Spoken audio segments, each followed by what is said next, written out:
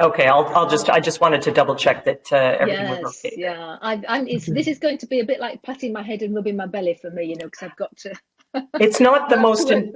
it's not the most intuitive platform. I mean, they're all basically the same, but yeah, it's definitely not the one I've been Yeah, working with. yeah. We'll manage fine, I'm Yeah. sure. I think I'm really looking forward to the debate. We're going to have a good time, I'm sure. And I feel very glad that you're there, Avril. But I have to say that I give to Médecins Sans Frontières every month, Oh, and that, and that my thank my you. step my stepdaughter, who's a surgeon, has been out twice to work for you. So, Oh, fantastic. Okay, so you're familiar. Yeah. I'm familiar. I'm familiar. Yes. Yeah, Yeah. Yeah. great. Super. Let's see if the other people are joining us. Doesn't look like there's many. I've also got. You look great, Kathy, says Rocio. I look great. Well, I had to. And my problem was finding a place in my own home which isn't terribly colourful, So I've had to. I'm in my little room with a pink background. Okay, so we're waiting for. I've done some of these just with the white wall in the background, and Yeah, recently a TV producer told me you look like you're in a prison cell, have something going on. yeah. Perhaps I should move then. I'll leave it as I am for the moment. I think it's good to have nothing in the background. It can be distracting. Yeah, Anyway, but it's like having a live television studio in my own home. It's very strange. yeah, Okay, so we've got participants. Good luck, everybody, says Alan. Alan, just so you know, Alan is my friend and colleague. Should there be anything happen should my internet go down, he's going to take over the moderation for me. But hopefully that's not going to happen.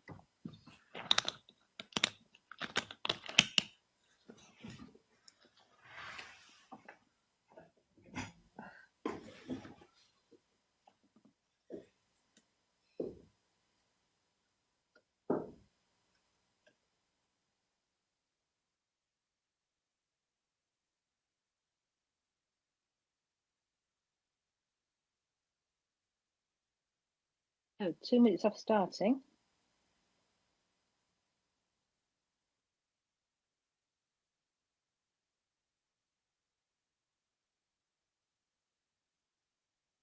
I have to make sure that everybody. Alors, sur le français, est-ce qu'on entend? Et je passe sur l'anglais.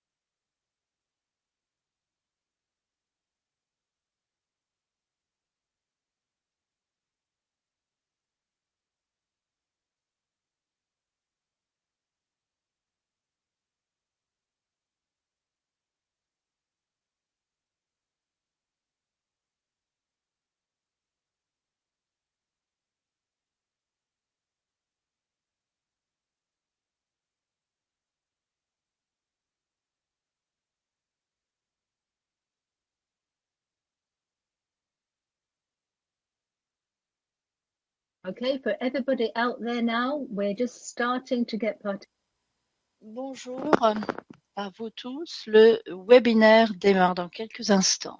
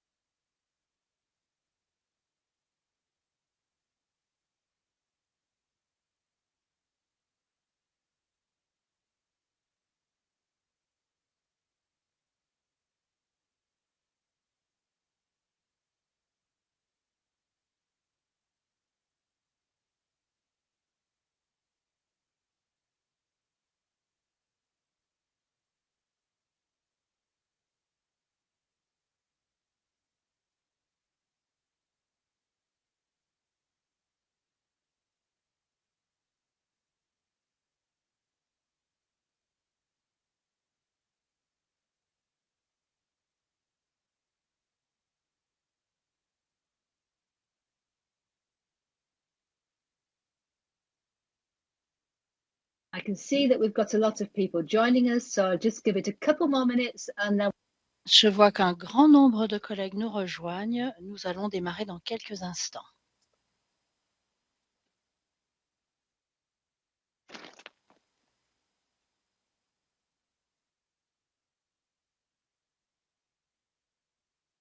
Okay, well, I think that's about time we.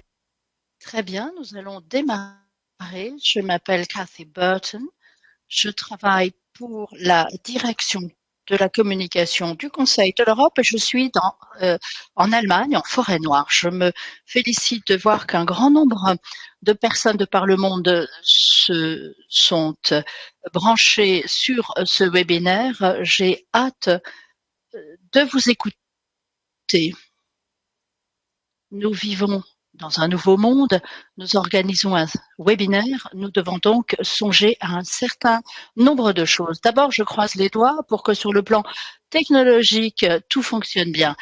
Si ça n'est pas mon cas, si chez moi ça ne va pas, quelqu'un prendra le relais. Vous verrez également que nous disposons d'interprétation en anglais et en français. Tout en bas à gauche de votre écran, vous voyez l'icône Flow. En appuyant dessus, vous choisissez l'anglais ou le français. Vous pourrez donc suivre l'une et l'autre de ces versions linguistiques. Voilà.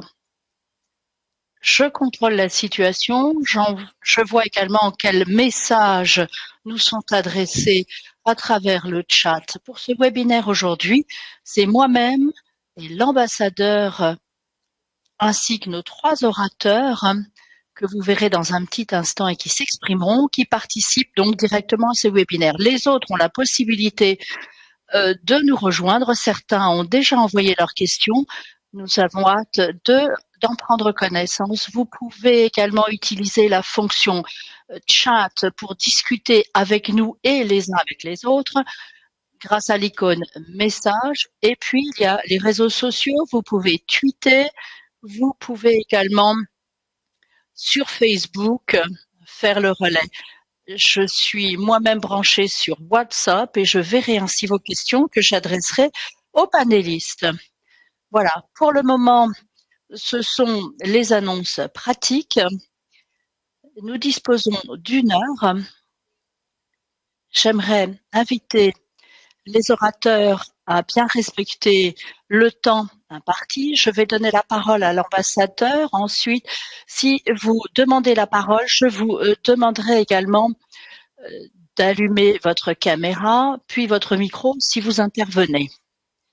Pour commencer, J'aimerais donc d'abord donner la parole à l'ambassadeur Manuel Montopio qui va nous expliquer pourquoi la tenue de ce webinaire aujourd'hui, nous dire quelques mots quant au centre Nord-Sud et quant à la campagne Solid Action. J'espère que vous la soutiendrez tous. J'accepte maintenant la demande d'intervention de Monsieur l'ambassadeur Montopio.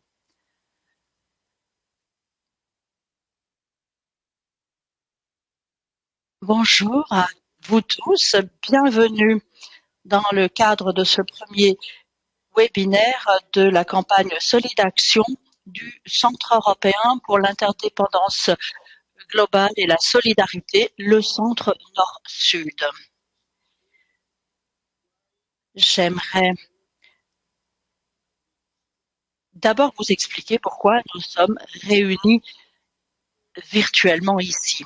Cette campagne Solid Action du Centre Nord-Sud est le résultat d'un appel qui a été lancé, une humanité, notre humanité, en réponse à la pandémie du Covid-19. Face à ce virus qui attaque le corps, il faut aussi lutter contre le virus dans nos esprits. Bien sûr, sur le plan physique, il y a moyen de trouver des vaccins, des médicaments, mais pour s'attaquer au virus dans les esprits, il faut se doter de solidarité, d'un esprit de solidarité. Nous sommes tous des êtres humains, nous devons donc faire preuve de solidarité et cette solidarité revêt trois dimensions. Une dimension verticale vis-à-vis de toutes les générations qui ont toutes été affectées par cette crise, mais également par rapport aux futures générations parce qu'il faut sauver des vies. Et pour ce faire, nous endettons aujourd'hui les jeunes générations. Nous nous devons donc d'être solidaires envers ces jeunes. La solidarité horizontale, au niveau de nos sociétés, au niveau du genre, les femmes sont davantage touchées par le virus que les hommes. Nous devons donc affirmer notre condition humaine commune au-delà de notre genre. Pour ce faire, nous sommes convaincus que la création du Centre Nord-Sud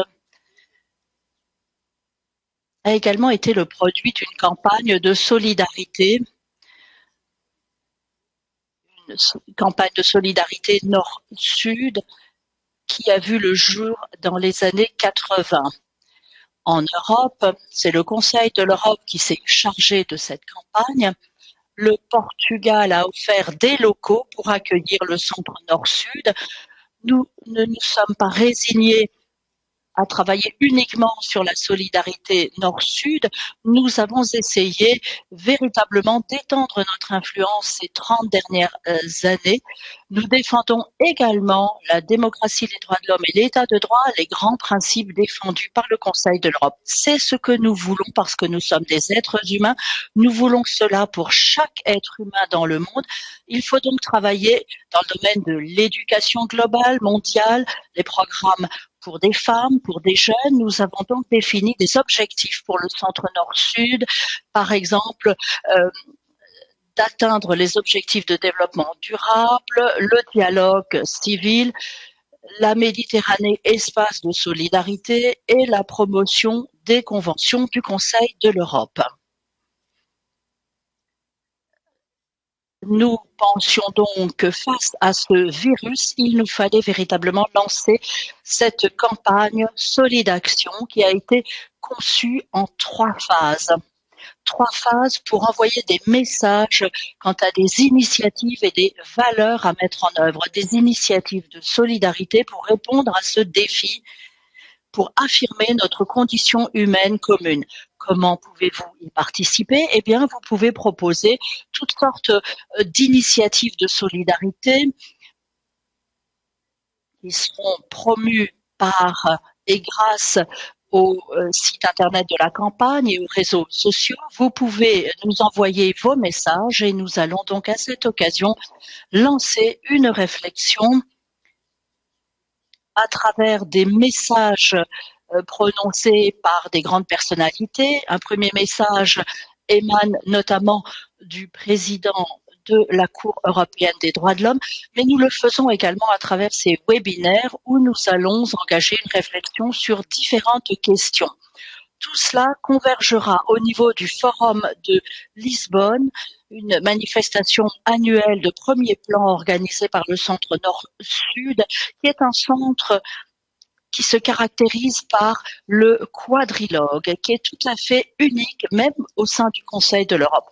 Je préside le comité exécutif du Centre Nord-Sud, qui est composé de représentants des pays de ce centre, mais aussi des représentants de pouvoirs locaux et régionaux et des représentants de la société civile, et toutes nos activités sont menées dans ce cadre. Donc, lorsque nous parlons aujourd'hui de solidarité internationale, il faut garder à l'esprit cette composition de personnalités issues de différents domaines. C'est ainsi que nous opérons systématiquement. Et toutes vos idées convergeront vers le Forum de Lisbonne, qui, nous l'espérons, débouchera sur un message mondial relatif à la solidarité, la déclaration de Lisbonne. Alors, au sujet du parti bolchevique, on disait que justement, il fallait alimenter certains systèmes pour avancer. Nous avons pour avancer justement la solidarité. Et nous voulons faire avancer les choses. Et ce séminaire a donc cette vocation-là de réunir toutes ces initiatives en matière de solidarité, de faire avancer et concrétiser tous ces projets. Cathy Burton nous a déjà dit quelques mots à ce sujet. Nous voulons donc servir de catalyseur pour faire avancer les choses, pour ne pas être résignés et pour pouvoir répondre à travers le virus de la solidarité au virus du Covid-19. Donc, nous voulons faire de la solidarité une solidarité virale. Rendons la solidarité virale, c'est le titre de cette campagne. Nous vous invitons à contribuer à cet effort. Je vous remercie. Merci infiniment. Sur ce sujet, Monsieur l'ambassadeur, si vous pouviez éteindre votre micro, cela me permettrait de donner la parole à certains de nos participants. Avril est là, Raoul aussi, nous attendons encore Giuseppe Palmisano. Voilà un bon départ pour la réflexion d'aujourd'hui. Je crois que le moment est venu de réfléchir à ce que nous devrions faire pour nous entraider sur le plan mondial. Quels sont les moyens que nous pouvons déployer pour nous soutenir mutuellement? En tant qu'anglophone, le terme solidarité me frappe toujours. Il ne correspond pas véritablement au terme solidarité en français. C'est dommage d'ailleurs. Au fil des années, nous avons enregistré tant d'évolutions dans nos modes de fonctionnement. Avec le coronavirus, nous avons vu de bonnes choses, mais également de moins bonnes. La mondialisation, les évolutions technologiques qui nous permettent par exemple ce partage aujourd'hui, mais nous voyons également que la pauvreté, que les inégalités vont croissante. Alors, nous, Conseil de l'Europe et Centre Nord-Sud, comment pourrons-nous créer un système permettant à tous ceux qui défendent les droits de l'homme, la solidarité, peuvent avoir l'énergie, l'élan nécessaire pour avancer? Je me félicite du panel d'orateurs que nous avons aujourd'hui parce que nous avons à nos côtés des personnes qui ne font pas partie du Conseil de l'Europe, d'autres qui connaissent très bien le Conseil de l'Europe, d'autres qui appartiennent à des organisations bien connues dans le monde. Nous allons donc tous vous solliciter. Je vais vous présenter par ordre alphabétique et je vous demanderai à chacun d'entre vous de vous exprimer pendant quelques instants sur ce sujet et puis nous ouvrirons le débat. Donc, Raoul Acosta, puisque nous donnons la parole par ordre alphabétique. Raoul Acosta est un anthropologue qui est actuellement chef de projet à l'Institut d'anthropologie sociale et culturelle de l'Université Ludwig Maximilian de Munich. Donc, je suppose que vous êtes en Allemagne aujourd'hui. Ensuite, nous avons Avril Benoît, directrice exécutive de l'organisation humanitaire Médecins sans frontières, Doctors Without Borders aux États-Unis. Et enfin, le docteur Giuseppe Palmisani, professeur titulaire de droit international. Il est à Rome aujourd'hui. Mais ce qui est plus important, c'est que vous, Monsieur Palmisano, vous êtes le président du Comité européen des droits sociaux du Conseil de l'Europe. Si vous le voulez bien, nous allons donc démarrer par le Conseil de l'Europe et j'aimerais que Giuseppe nous parle du rôle du Conseil de l'Europe dans ce domaine. Nous défendons les droits de l'homme, or les droits sociaux sont parfois laissés sur la touche. Or vous, Monsieur Palmisano, avec votre comité, vous travaillez véritablement sur les droits sociaux. J'aimerais donc que vous nous en disiez davantage et que vous nous parliez également du lien entre ces droits et la solidarité internationale. Merci à vous. Merci beaucoup de m'avoir invité à ce séminaire ou webinaire qui se tient dans le cadre de cette initiative Solidaction. J'espère que tout le monde m'entend bien.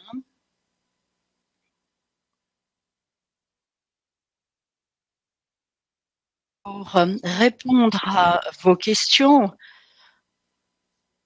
et à vos sollicitations très intéressantes, j'essaierai de vous apporter une réponse assez générale, assez globale. Ma perspective est celle du Conseil de l'Europe en matière de solidarité et notamment de solidarité internationale. Eh bien, c'est une perspective typiquement basée sur les droits de l'homme. Il y a des instruments qui existent.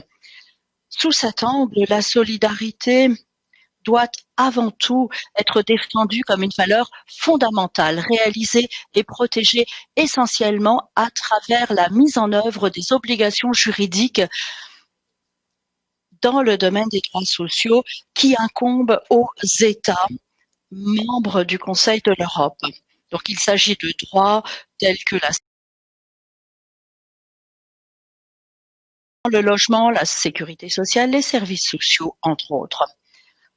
Selon ces obligations juridiques, les droits sociaux doivent également être réalisés, et ce pour chaque individu, notamment en temps de crise. En temps de crise, les individus, les communautés souffrent davantage, c'est évident. Il faut donc accorder encore plus d'attention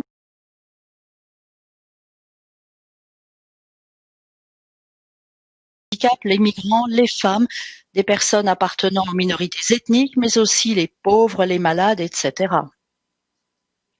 Et c'est précisément pour cette raison-là que les droits sociaux, et non pas les droits civils et politiques, sont aussi des droits de solidarité.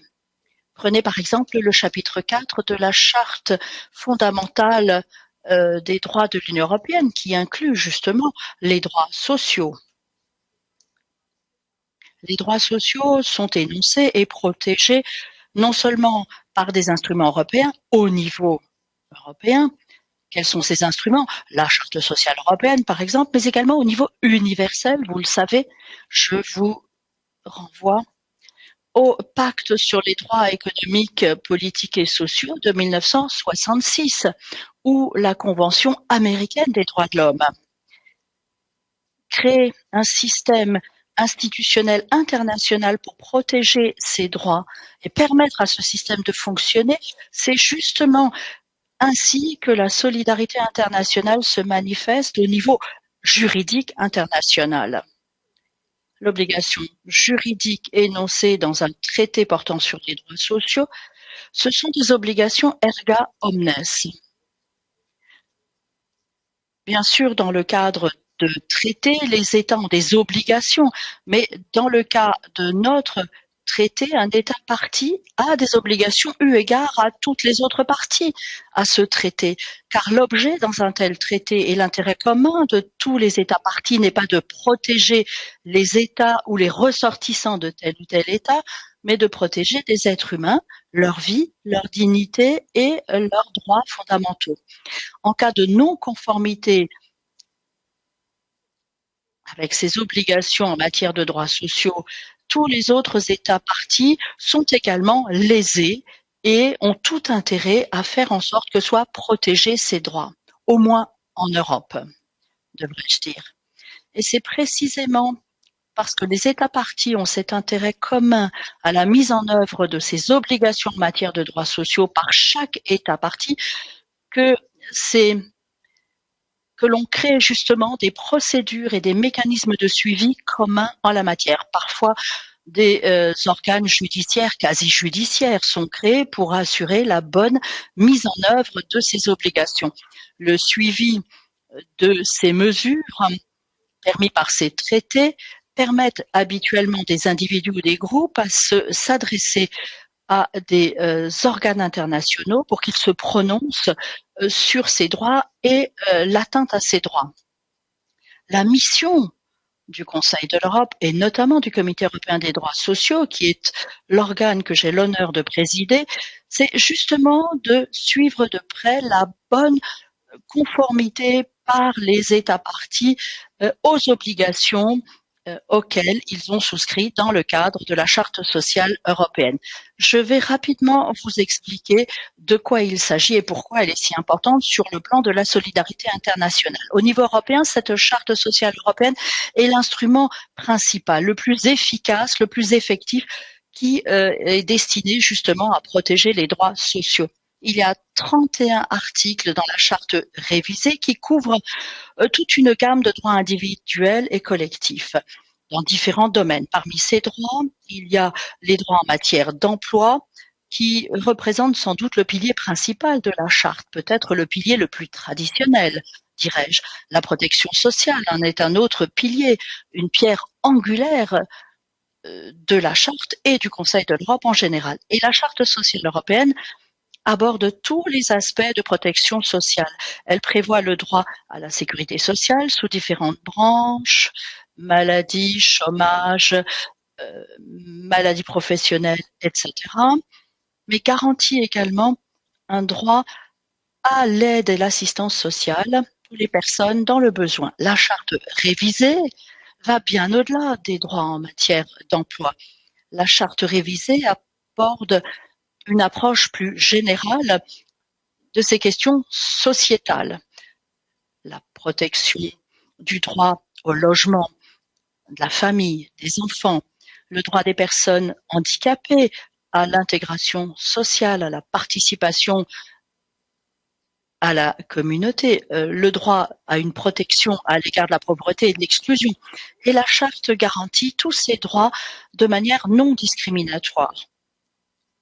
Ce qui est garanti non seulement en matière d'emploi, c'est un principe fondamental qui s'applique à tous les droits énoncés dans la charte. La charte, plus que tout autre instrument européen ou international, s'occupe des besoins sociaux essentiels des individus dans leur quotidien. Et la raison d'être de ces dispositions, c'est que l'on part du principe que l'être humain doit pouvoir jouir de toutes ces conditions en tant que membre d'une communauté à laquelle il appartient. Il faut donc pouvoir vivre en dignité et non pas simplement s'efforcer de survivre dans une société. Il y a également des engagements juridiques pris par les États. On peut dire que la Charte sociale européenne, plus que tout autre instrument européen, pousse les États à se doter d'un système de protection sociale bien établi, bien efficace. Mais la charte, ça n'est pas simplement un catalogue de droits auxquels les États adhèrent ou qu'ils tentent de promouvoir. La charte prévoit également un mécanisme de suivi pour garantir que les États parties respectent leurs obligations à cet égard. C'est un mécanisme qui a un impact conséquent sur le droit et la pratique interne et donc sur la jouissance des droits par les différents individus et groupes protégés par la charte. Un tel mécanisme se centre sur le rôle joué par le Comité européen des droits sociaux. Il y a deux types de procédures de suivi. D'abord, une procédure de rapport où l'on évalue, où le Comité européen des droits sociaux évalue des rapports périodiques présentés par les États en matière de mise en œuvre dans leur législation et pratique de la Charte européenne. Ensuite, il y a la procédure de réclamation collective qui ne concerne que les États parties qui y ont souscrit, et il n'y en a que 15 à l'heure actuelle. D'après cette procédure de réclamation collective, les partenaires sociaux et les organisations non gouvernementales peuvent s'adresser directement au CEDS pour qu'il se prononce sur d'éventuelles violations de la charte dans les pays concernés. Alors, si vous me le permettez, j'aimerais vous dire quelques mots au sujet des grands acteurs impliqués dans le fonctionnement de ce système de charte. Comment interprètent-ils leur rôle ou leur engagement en matière de solidarité? Alors, avant cela, je vous rappelle que nous avons très peu de temps. Je préférerais donc donner la parole à l'un des autres orateurs et nous reviendrons sur ces propos. C'est une très bonne chose de savoir que nous disposons de cet outil nous permettant de travailler au niveau international et de défendre donc les griefs d'individus et de groupes. En temps de crise telle que le Covid, ça serait intéressant de savoir comment cela fonctionne. Je crois que je me dois d'abord de donner la parole à Avril pour qu'elle nous explique ce qu'une organisation telle que Médecins sans frontières peut faire dans ce domaine et qu'elle nous dise comment le système que nous avons créé au Conseil de l'Europe, le Centre Nord-Sud, pourrait intervenir. Je vous donne la parole, Avril. Hear me okay? It's all right. Vous m'entendez? Formidable. Oui, effectivement, tout ce qui s'est passé avec cette pandémie est très impressionnant. Depuis janvier, lorsque nous avons commencé à voir les premiers signaux inquiétants, et de nombreux gouvernants étaient au courant de la situation, mais ce n'est pas forcément le cas du grand public. Et voilà, aujourd'hui, 200 000 personnes aux USA sont décédées des suites du Covid. Et de notre point de vue, de notre côté, nous avons monté un certain nombre d'initiatives médicales pour répondre, pour faire face à cette pandémie aux États-Unis. Donc cela montre bien que même une organisation comme la nôtre n'est pas en mesure de faire face, et nous sommes tout à fait solidaires avec d'autres. Comme vous le savez, ici, tout le monde se retrousse les manches pour faire face à cette pandémie. Et nous sommes solidaires de ce type d'action, de ce type de projet aux États-Unis. Mais Cathy, comme toutes les organisations humanitaires, Médecins sans frontières dépend de la solidarité pour pouvoir faire son travail.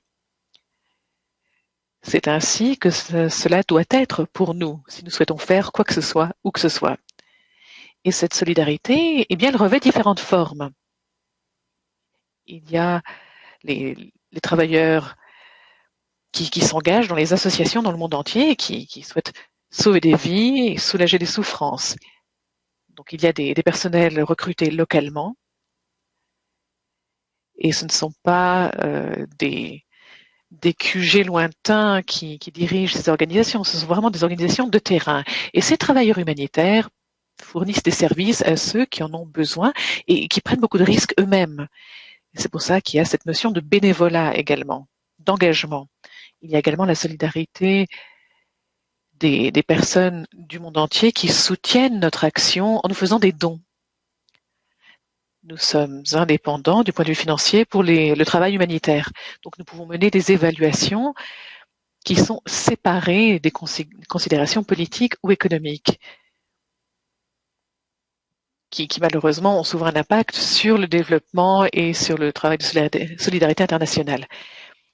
La solidarité est également exprimée par les communautés que nous aidons. Il s'agit de négocier l'accès à ces communautés, de les rencontrer, de boire un thé avec eux, de leur demander ce dont ils ont besoin. Et il s'agit toujours de faire cela si possible. Il faut pouvoir rassurer les gens que nous ne sommes pas partis à un quelconque conflit, nous sommes neutres. Nous ne prenons pas part au conflit. Ce que nous souhaitons, c'est réellement d'aider les personnes vulnérables.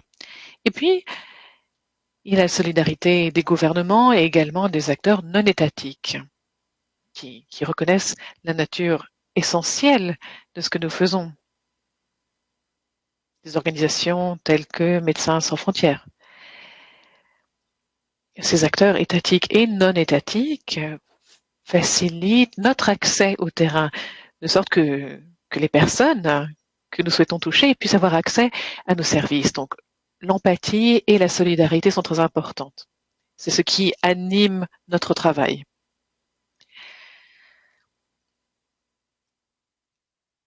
Et là où nous n'y arrivons pas, eh bien, cela complique énormément la vie des personnes qui sont exposées à tous ces dangers. Donc, nous faisons tout ce que nous pouvons pour communiquer sur ce que nous voyons sur le terrain. Et là, ce que l'on voit en ce moment, eh bien, c'est un échec de la solidarité à toutes sortes de niveaux.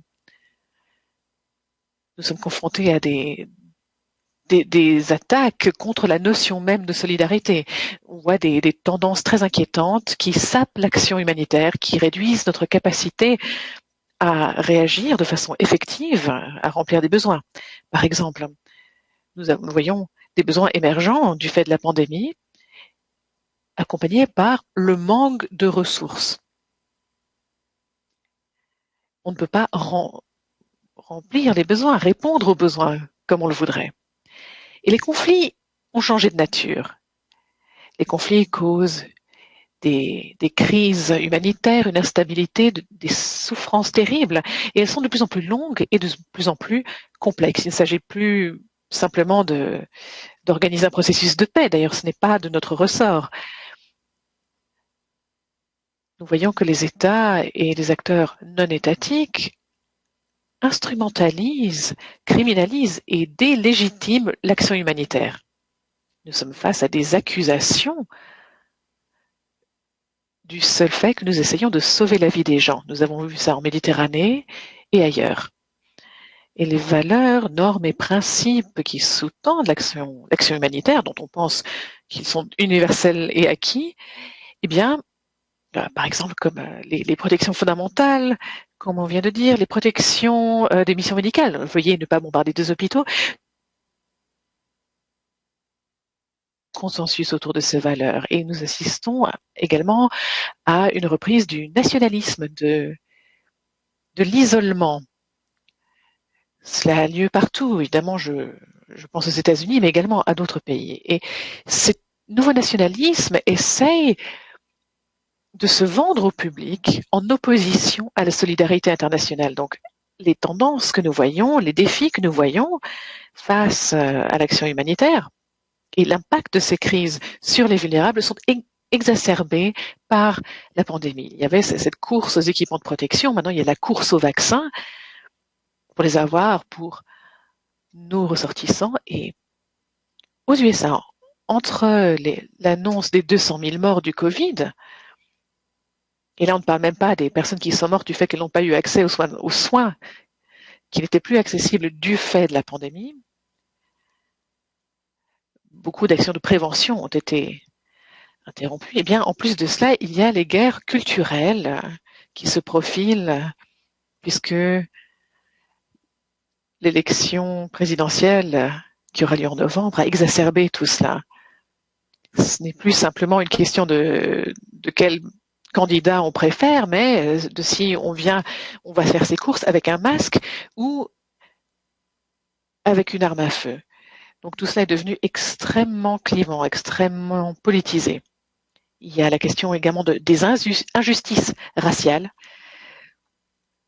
Il y a l'économie qui a été impactée par la pandémie, un énorme problème de chômage, et les gens ne savent pas comment ils vont réussir à survivre jusqu'à la fin de l'année. Fiscalement, la situation est catastrophique, les services sont débordés, il y a la pression due à l'éducation des enfants qui doit avoir lieu à la maison. Et comment font les parents qui travaillent? De nombreuses écoles sont fermées. Donc les États-Unis ont énormément de problèmes en interne. Mais j'apprécie que vous me donniez l'occasion de m'exprimer sur l'importance de la solidarité en cette période de pandémie globale. Il faut regarder au-delà de nos propres besoins, également prendre en compte les besoins des autres. Oui, c'est excellent. Effectivement, tout ce que vous nous avez dit montre bien combien il est difficile de faire face. Le droit international, eh bien, il n'y a plus de consensus par rapport à cela. Certains commencent à ignorer les normes morales et les normes juridiques internationales. Alors, une chose qui me fascine dans le travail de Raoul, c'est qu'il a un point de vue anthropologique. Il regarde vraiment le travail de terrain. Et donc, vous avez ces initiatives de terrain. Et lorsqu'on voit la situation du Covid, un des aspects positifs, c'est que cela a permis de rassembler les gens autour de ce type d'initiative. Il y a des signaux d'optimisme. Il y a cette tendance à se regarder le nombril, mais Raoul a peut-être des idées quant à la meilleure façon d'avancer. Donc Raoul, je vais vous donner la parole et vous pourrez nous parler un petit peu de vos travaux. Merci. Oui, effectivement, alors j'ai commencé à m'intéresser à ces questions puisque je voulais étudier le long terme. Les anthropologues voient les êtres humains comme des êtres biologiques et sociaux.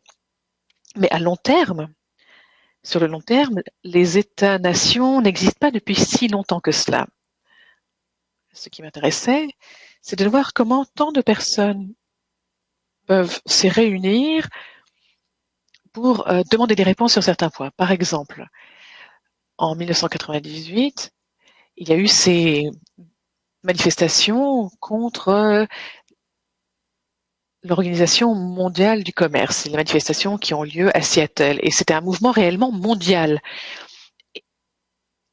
Et je pense que l'une des caractéristiques de notre époque, c'est cette mise en réseau des différentes initiatives. Et cela peut marcher dans les deux sens. Cela peut se tourner vers l'extrême droite et vers le nationalisme, ou plutôt dans l'autre direction. Et donc, je me suis beaucoup penchée sur la façon dont les flux de décision, les flux de pouvoir circulent au sein de ces initiatives de la société civile dans le monde entier, en particulier dans un contexte multiculturel, puisque dans les différents pays, les situations sont différentes. Il y a des inégalités au sein des pays, différentes exigences, différents cadres juridiques qui prennent du temps et qui peuvent être dépassés. Mes premiers projets portaient sur le Mexique. Et au Mexique, le droit est certes important, mais en même temps, il est souvent dit que la loi ne concerne que les ennemis, puis on fait des exceptions pour nos amis. Effectivement, il y a beaucoup d'exceptions. Et je pense qu'il s'agit d'une époque où les organisations ont beaucoup appris. Elles apprennent vite et malheureusement, à l'heure actuelle, cela coûte des vies. En même temps, cela représente une opportunité. Ça invite à se servir des réseaux qui existent déjà, à s'appuyer sur eux et à étudier des expériences de démocratie de terrain et de les rendre visibles à d'autres. Et ainsi, différents acteurs peuvent apprendre les uns des autres. Donc, je me suis penchée là-dessus. Ces dialogues sud-sud en particulier, puisque très souvent, l'expérience d'un pays du Sud peut être extrêmement pertinente pour un autre pays du Sud. Mais les flux ne sont pas forcément linéaires. Donc, effectivement, cela peut être également une inspiration pour les États-Unis. On s'est toujours dit que les États-Unis étaient très bien préparés à une pandémie, puis maintenant, on voit la situation aujourd'hui. Donc, je pense qu'il est plus pertinent que jamais de suivre même les toutes petites initiatives qui détiennent peut-être des clés et des innovations pour la démocratie. La démocratie n'est pas linéaire. C'est quelque chose qui peut être en progrès constant, mais c'est un effort complexe, comme nous le voyons au sein de l'Union européenne et ailleurs. Et je pense que cela nécessite beaucoup de créativité. Il faut également prêter attention à différentes initiatives qui peut-être sont mal comprises au début, mais qui peut-être comportent certaines clés formidables. Oui, alors, je me rends compte que le temps file à toute allure et qu'il ne reste pas énormément de temps. Mais là, nous avons abordé des thématiques très intéressantes. Donc, je vais vous poser des questions et si je pouvais vous demander d'être très précis et concis dans vos réponses, ce serait formidable. Je crois que ce qui ressort, c'est que voilà, nous sommes dans une situation où nous avons des grandes structures, le droit international, comme le disait Giuseppe, il y a la situation de crise. Et avant, les personnes acceptaient la Croix-Rouge et Médecins sans frontières. Mais là, vous avez travaillé sur le terrain. Et ce qui m'intéresse, c'est comment est-ce que nous pouvons mettre en place ces solidarités. Alors, j'ai reçu une question qui est très intéressante. Qu'est-ce que les citoyens peuvent faire pour demander un positionnement politique plus fort sur ces questions? Donc, je vais envoyer cette question à Giuseppe. Y a-t-il une façon dont les citoyens peuvent être davantage sensibilisés à la façon dont ils peuvent s'appuyer sur le droit international, sur la charte sociale, et comment s'assurer que ces droits sont respectés? Et ensuite, nous entendrons les autres intervenants. Merci. Merci pour cette question. Alors, je n'ai pas de réponse simple, malheureusement, à cette question. Alors, qu'est-ce que les gens peuvent faire? Eh bien, tout d'abord, les gens, c'est très général. Je pense qu'ils devraient tout d'abord vivre la solidarité. Vivre d'une façon solidaire. C'est très important. Et puis, il y a les différents moyens de recours politiques, démocratiques, les différentes voies démocratiques qu'ils peuvent utiliser pour encourager les autorités, les gouvernements et tous les pouvoirs en place au sein du cadre institutionnel d'un État, de les engager à respecter ce à quoi ils sont déjà engagés, c'est-à-dire respecter les droits sociaux et remplir leurs obligations.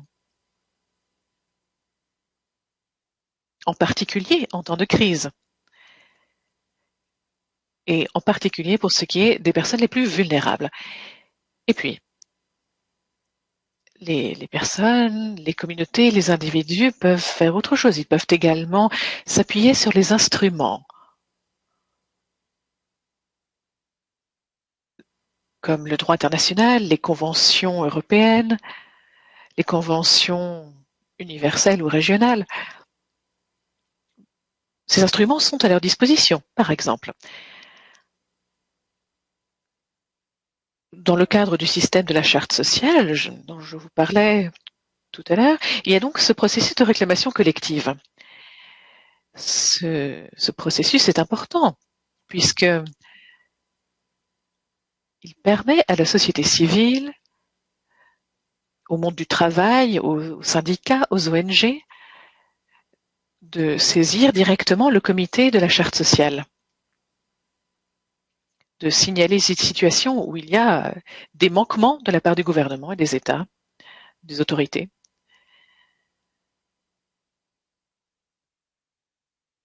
Des situations où les droits sociaux ne sont pas appliqués.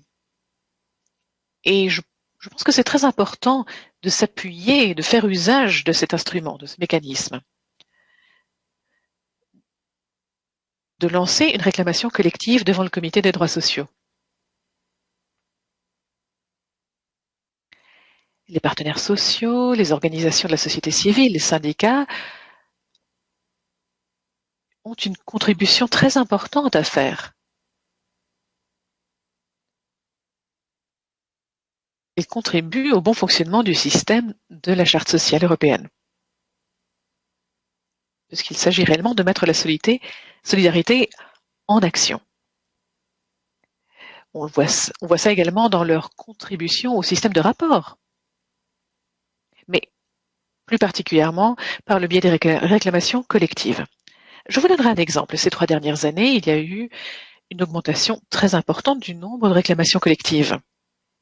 Le nombre de réclamations est passé à 190. Le chiffre était de 120 en 2016. Donc, 70 réclamations en plus ces 3 dernières années. Et il faut savoir que seuls 15 États participent à ce mécanisme. Donc, c'est ma première suggestion, mais bien entendu, il y a également d'autres moyens, d'autres cadres institutionnels ou des individus, mais pas uniquement des victimes d'atteintes spécifiques.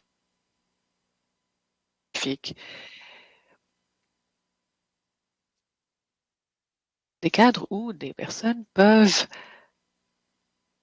déposer une requête devant des organes d'investigation, des organes judiciaires, afin d'essayer d'encourager les États à faire ce à quoi ils se sont engagés. Bien, merci, c'est très intéressant. Alors, une autre question que j'aimerais vous poser, la question c'est comment mettre un terme à la criminalité et la corruption dont Avril nous a parlé? Comment s'appuyer sur la charte sociale à ces fins? Et comment faire en sorte que le terrain, la base, les organisations aient connaissance de ces possibilités, de faire appel à une juridiction internationale ou un organisme international? Donc, Giuseppe, qu'en dites-vous? Alors, pour répondre à la première partie de votre question, nous ne pouvons rien faire puisque nous suivons la conformité de l'action des États à leurs obligations. Si nous recevons une réclamation, nous étudions s'il y a violation ou non, et puis ensuite nous indiquons ce qui devrait être fait, ce que les États devraient faire afin de se mettre en conformité avec les articles de la charte. Mais ensuite, la balle est dans leur camp. C'est au comité des ministres du Conseil de l'Europe de peut-être adopter des recommandations vis-à-vis des États afin de les encourager à appliquer les décisions du comité de la charte sociale. Mais je dirais que l'impact le plus important de nos activités de suivi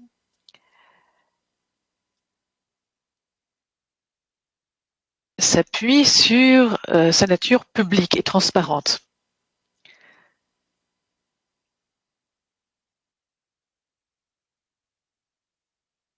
C'est un processus interne au Conseil de l'Europe et très souvent il est utilisé au niveau national par des partis politiques, mais également par des organisations de la société civile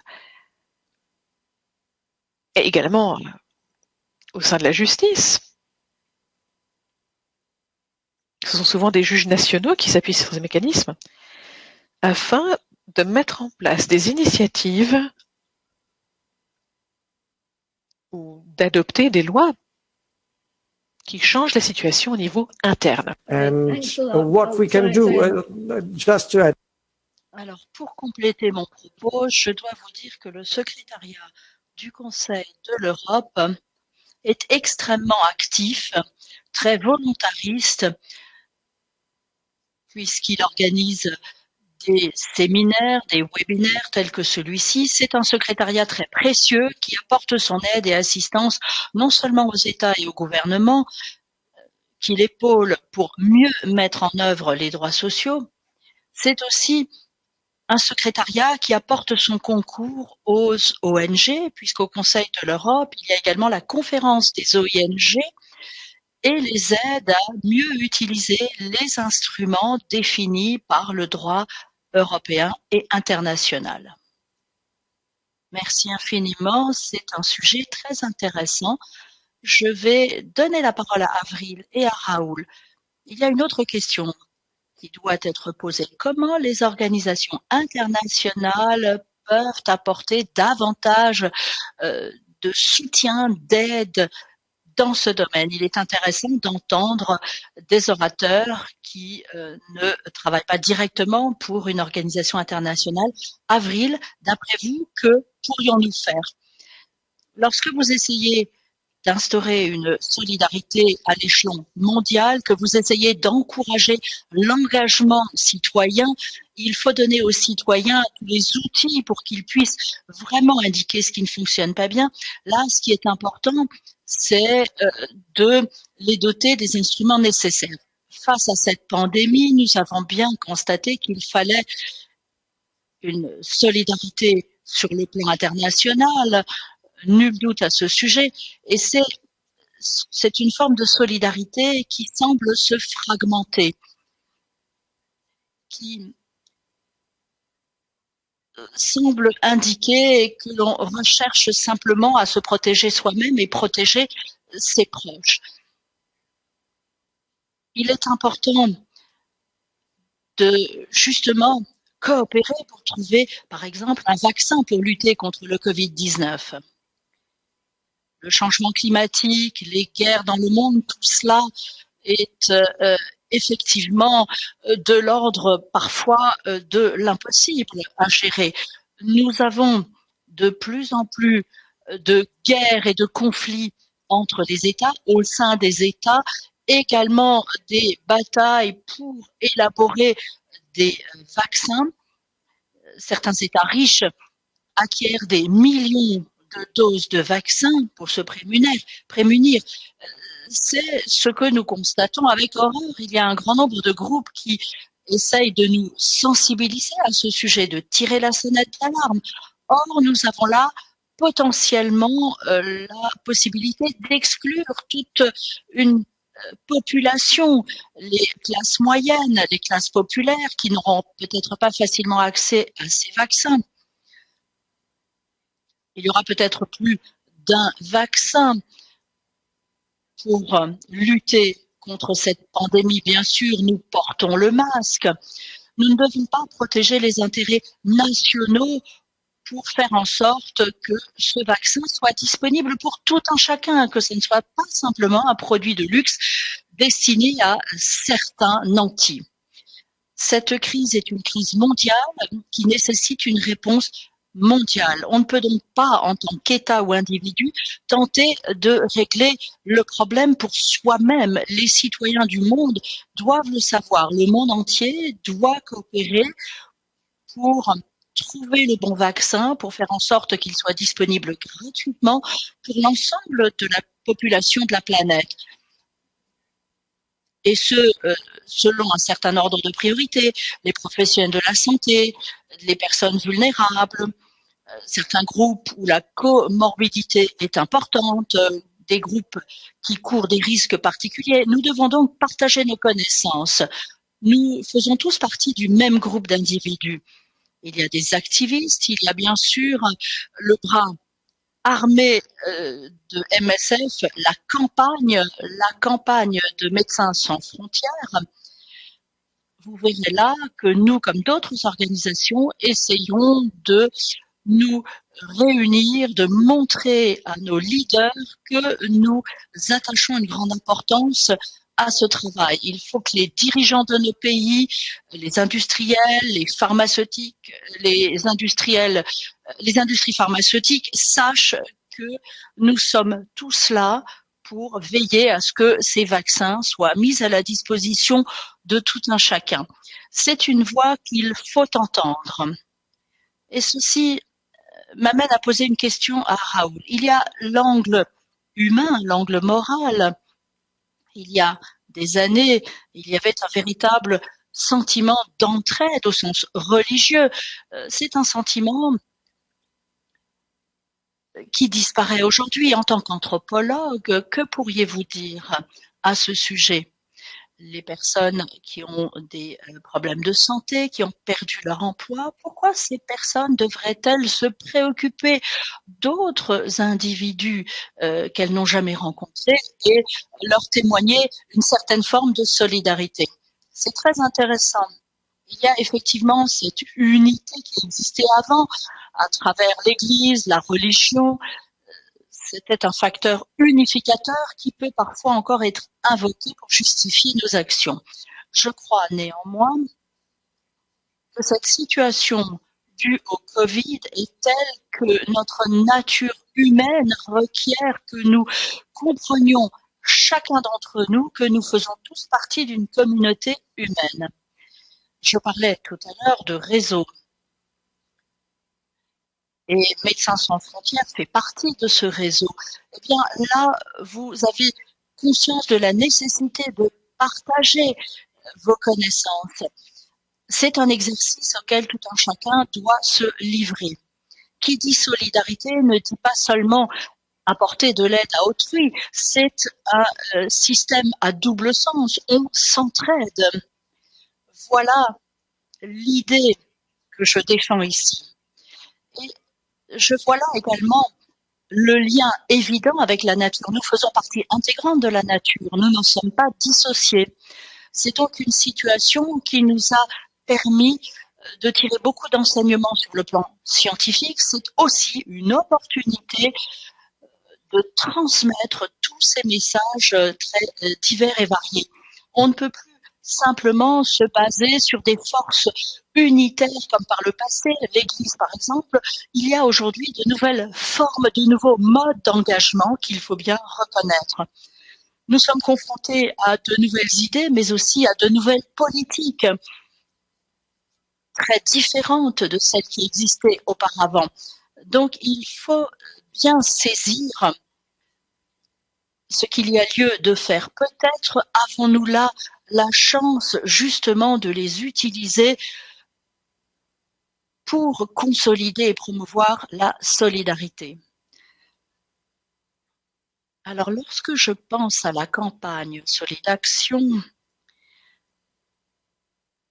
je pense éventuellement à l'élaboration d'une feuille de route à l'avenir.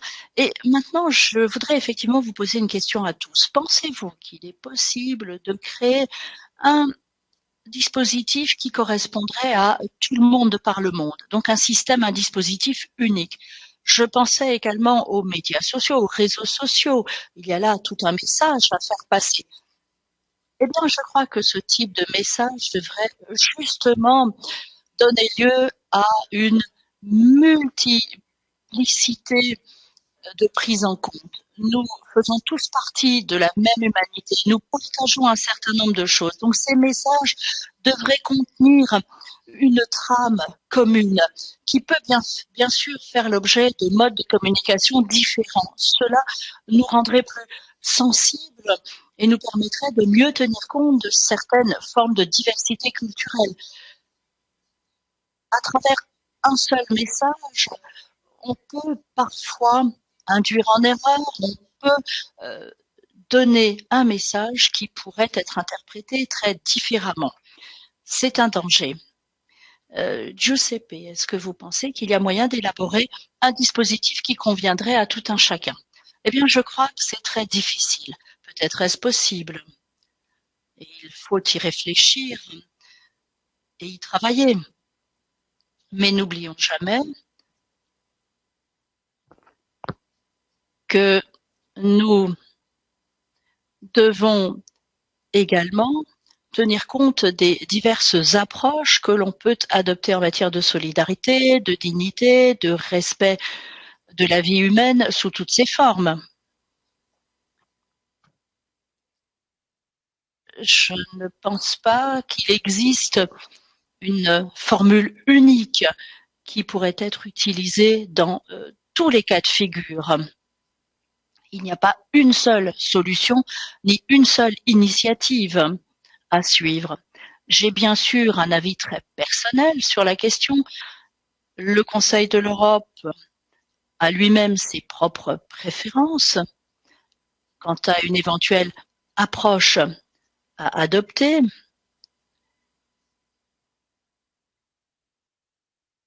Une approche qui reposerait sur les racines démocratiques que nous connaissons. Outre cela, ce qui me paraît très important, c'est d'être très actif dans les messages que nous transmettons. À travers ces messages, il faut apporter une aide concrète à autrui. notamment lorsqu'autrui se trouve dans une situation extrêmement difficile. C'est un vrai défi. Avril, d'après vous, que pouvons-nous faire? Pouvons-nous adopter une approche qui correspondrait à tout le monde? Doit-elle être customisée? Alors effectivement, il faut tester différentes idées sur différents marchés, des messages différents. Ce sont des messages durs à entendre parfois. Évidemment, il y a des principes universalistes, mais comme vous le disiez au début, Cathy, le terme solidarité n'est pas forcément un terme que l'on entend beaucoup dans les médias ou que l'on lit souvent dans la presse aux États-Unis, peut-être moins aujourd'hui que par le passé. Malgré la culture activiste très présente aux États-Unis actuellement avec le mouvement Black Lives Matter. Lorsque ce mouvement a vu le jour autour de l'année 2016, il s'agissait d'un petit groupe d'activistes qui se plaignaient de ces exactions policières à l'égard de la population noire ou transgenre. Eh bien aujourd'hui,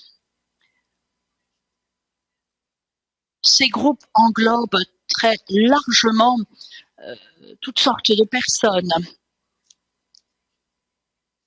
Et cela montre bien que l'on peut parfois obtenir une masse critique au sein de la population pour défendre certains points de vue. Et ça me donne un peu d'espoir. C'est un phénomène qui peut émerger au niveau régional ou dans certaines parties du monde où les problèmes de ce genre sont très prégnants. Et c'est aussi ce qui se passe dans le cas de la propagation de maladies infectieuses. Nous sommes confrontés à cette pandémie. Les parents vous diront peut-être qu'ils ont davantage de craintes à l'égard d'autres maladies infantiles pour leurs enfants, des craintes en matière d'attouchement sexuel, d'abus sexuels, etc., que de craintes à l'égard de la pandémie. Mais cette pandémie nous permet peut-être d'être confrontés à d'autres opportunités. C'est peut-être une chance que nous avons pour redonner vie à la solidarité. Et nous devons redonner concrètement forme à cette solidarité pour pouvoir protéger la vie, la dignité des êtres humains qui sont parfois touchés de près ou de loin. Il faut donc rechercher une certaine forme d'empathie à l'égard d'autrui. Donc il faut surfer sur cette vague pour également aborder d'autres problèmes que ceux engendrés par la pandémie. Le changement climatique, par exemple, qui est très présent dans nos esprits. La côte ouest des États-Unis est actuellement ravagée par des incendies. Tout cela devrait servir d'alerte. Et la pandémie doit également nous permettre de jeter un nouveau regard sur notre mode de fonctionnement et sur nos vies. Il faut donc pouvoir contrôler ces situations. Nous espérons donc que vos efforts seront couronnés de succès. J'aime beaucoup ce recadrage auquel vous procédez. C'est bien ce que nous essayons de faire à travers cette campagne. Nous travaillons différemment maintenant sur la solidarité, sur l'entraide. Il faut effectivement recenser toutes ces bonnes initiatives et les recadrer. Je vais vous poser un dernier ensemble de questions avant de boucler ce séminaire. Quels sont les défis les plus importants auxquels nous sommes confrontés? Nous l'avons déjà un peu compris à travers vos interventions, mais j'aimerais tout de même vous demander à chacun d'entre vous de nous dire ce qui pratiquement pourrait fonctionner. Y a-t-il des exemples de bonnes pratiques que vous pourriez citer, des projets, des initiatives que vous aimeriez partager avec nous? Je commencerai par Avril. Alors, à New York, lorsque les scientifiques insistaient sur l'importance du port du masque, que ce port s'est normalisé au sein de la population, on s'est aperçu que les gens avaient besoin de se protéger et voulaient donc porter ces masques médicaux portés par les professionnels de santé. Il a fallu un certain temps pour comprendre que l'on porte un masque pour se protéger, mais également pour protéger les autres. Et si j'extrapole, j'agis pour toi, tu agis pour moi, je suis là pour toi, tu es là pour moi. J'espère que cela nous permettra de progresser dans le même sens. C'est effectivement un message à garder dans nos esprits, dans nos cœurs, pour pouvoir mieux traiter les différents défis auxquels nous sommes confrontés dans le monde. Je suis bien d'accord avec vous, il faut s'y habituer à ce port du masque. Nous le faisons en Allemagne, nous le faisons en France. Et je suis même choquée de voir des gens qui n'en portent pas. Nous avons donc là aussi, sur le plan de la communication, beaucoup de choses à faire. Giuseppe, d'après vous, qu'est-ce qui pourrait fonctionner? Quels pourraient être les exemples de bonnes pratiques à citer ou à retenir? Je pense avant tout au système que je connais le mieux, celui de la charte européenne sociale, de la charte sociale européenne. Je crois que ce qui pourrait fonctionner, c'est d'améliorer ce système, que les États s'engagent à améliorer ce système. Mais vous me direz comment? Peut-être en ajoutant à tous ces droits un nouveau droit, un droit à un environnement décent. C'est un droit qui, pour l'instant, n'est pas protégé au niveau européen. Ou alors d'élargir la portée personnelle de la charte. À l'heure actuelle, la charte sociale européenne ne couvre pas les migrants irréguliers ou même les migrants réguliers issus d'États non européens. Et ça, c'est une vraie forme de discrimination. Il y a là moyen d'améliorer la donne assez facilement, à mon sens. Il faudrait aussi rendre obligatoire l'acceptation de la procédure de réclamation collective pour que toutes les ONG, tous les syndicats aient la possibilité de saisir le CEDS de leurs griefs. Bien sûr, ce ne sont pas de petites mesures, mais ce sont tout de même concrètement des choses à mettre en œuvre et je suis convaincue qu'elles pourraient déboucher sur des résultats tout à fait positifs dans la vie de tout un chacun. Je crois que c'est une très bonne idée. Il est important de comprendre que nous devons travailler à tous les niveaux, au niveau de nos dirigeants politiques qui doivent également s'exprimer en ce sens. Je vais donner la parole à Raoul. Merci. J'ai vu ça à l'œuvre dans différentes populations.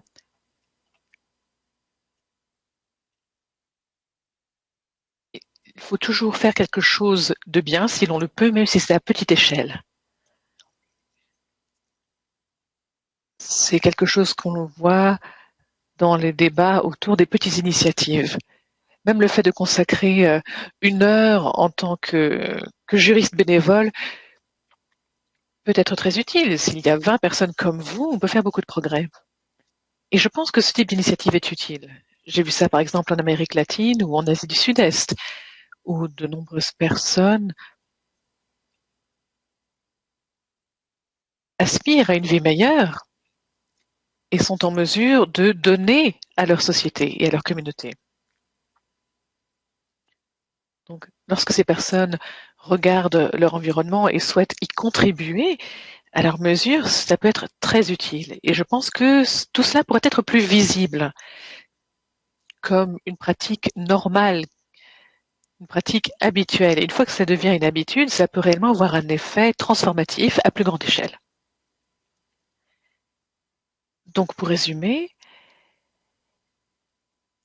il s'agit tout simplement de petits changements que l'on peut apporter et qui amènera à terme des changements plus vastes, comme par exemple des changements de droit international, afin que les personnes puissent se prévaloir de ces possibilités de recours. Et nous pouvons communiquer autour de cela. Là, en regardant les commentaires dans le chat, il semble que l'idée d'empathie soit très importante pour les participants et de communiquer autour de l'empathie. Donc voilà déjà un petit peu comment nous allons nous orienter dans cette campagne. Alors nous avons débordé de 10 minutes, ce n'est pas trop mal. Donc nous allons conclure, mais ce n'est pas la fin, ce n'est que le début. Ce n'est que le commencement. Nous allons mettre ce séminaire en ligne et nous encouragerons les personnes à s'appuyer sur le séminaire d'aujourd'hui.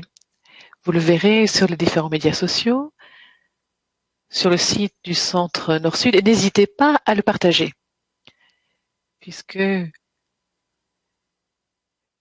si chacun d'entre nous en parle à 2 personnes, ces personnes en parleront à 2 autres personnes et cela aura un impact. Donc, soutenons-nous les uns les autres comme nous le pouvons et je tiens à remercier tous les intervenants. Je pense que c'était une combinaison très intéressante des personnes qui travaillent dans différents domaines. Merci à l'ambassadeur également. Merci aux collègues qui nous ont aidés. Merci à ceux d'entre vous qui m'ont formé dans l'utilisation de cette plateforme, puisque c'est considérable. Merci beaucoup. Merci à tous les participants. Et n'hésitez pas à rejoindre la campagne, à la diffuser afin que nous puissions construire une solidarité ensemble, même dans ces circonstances adverses. Merci beaucoup. Merci.